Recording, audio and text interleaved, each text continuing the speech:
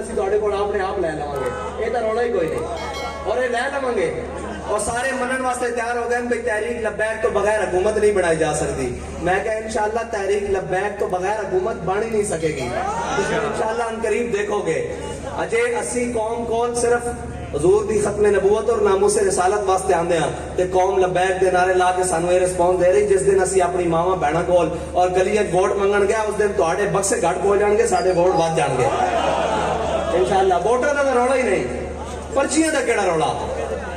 تسی یہ کہندے ہو جناب اسی جلسہ کریے ساڈا پنڈال گھٹ پہ جاوے, لوگ ادھر بھی کھڑے ہیں ادھر بھی باہر کھڑے ہیں تے جناب الیکشن ہوئے ساڈے ووٹ گھٹ ہونے کس طرح ممکن ہے؟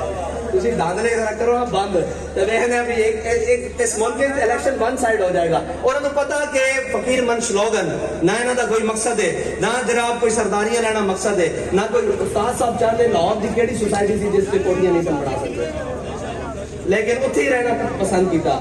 میں استاد صاحب کو آخری باری گیا, میں کہا جناب میرے سمجھاؤ یہ کس طرح. آپ نے فرمایا اگرچہ زر بھی ہیں جہاں میں قاضل حاجات. فرمان لگے زر جڑا نا یہ وقتی طور پہ بڑیاں حاجات پوریاں کردہ, لیکن جو فقر سے میسر ہے تونگری سے نہیں. فرمان لگے جڑی ساڑی ڈھاٹ باٹ ہے نا یہ اس سے فقیری وچے. میں کہا جی وہ کس طرح؟